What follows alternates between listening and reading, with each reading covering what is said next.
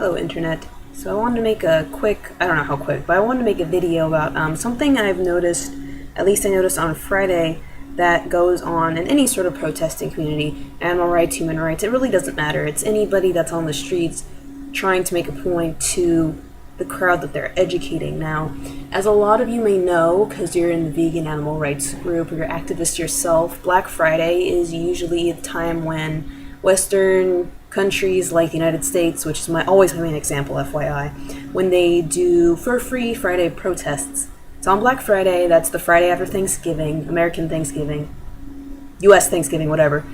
And they go to major malls or stores or retail centers that sell fur, and they'll stand outside with signs, they'll hand out flyers, they'll talk to the public, things like that. Or they'll chant, which is really fun. This is one of my main protests I always do. I go to South Coast Plaza, which is a huge mall in Costa Mesa.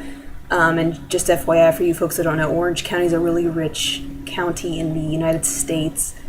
Yeah, very well off. So South Coast Plaza has a lot of stores that still sell fur, like Neiman Marcus, or Neiman Carcass as we like to call it, or Nordstrom's. There's others, but I can't think of them right now.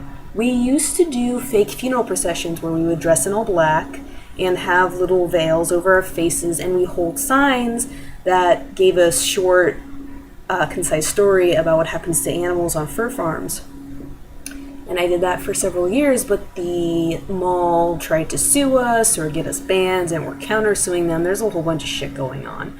A lot of the groups involved, I'm a part of APRL, which is Animal Protection and Rescue League, and the OCPA, which is Orange County People for Animals. There's also LCA, Last Chance for Animals, Compassion Over Killing, Band of Mercy.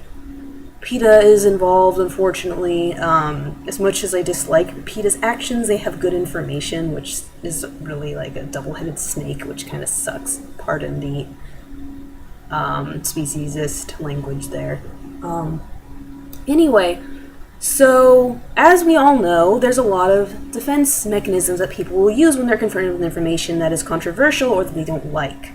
One of those big ones is displacement. Instead of questioning their own morals and values or their own actions, they will displace any guilt or sorrow or anger or grief onto the person who is making them question their morals. For example, when I was holding signs at South Coast Plaza, and I was standing next to a guy who was giving out flyers, a gentleman walked by and looked at the guy's shoes that I was with and said, "Well, aren't those leather?"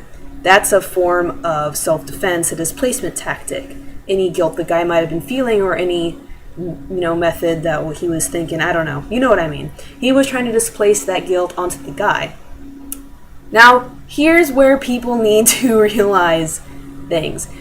There are many ways you can fall into that trap and let the other side win. Responding by saying, "Oh no, these shoes aren't leather, they're made from man-made products," that's falling into the trap. You are continuing the displacement. You are keeping the focus on yourself when you are the one posing the question to the other party. And answering that, which can be kind of difficult to explain, I'll get to that in a minute, and answering that question plays into their game and lets them win. So just FYI.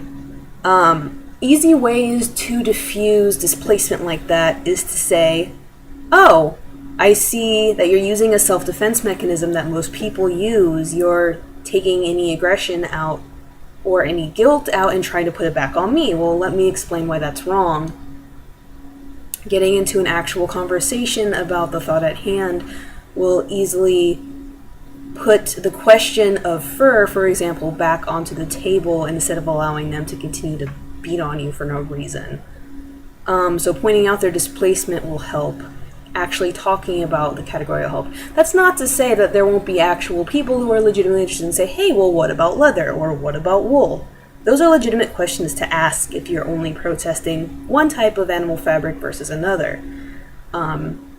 But yes, when you respond to them with their displacement question, then you're playing into their game and you're making it not about the topic at hand. So that we're not responding to them will also cease the conversation, which you should do if you can't hold a conversation with them further.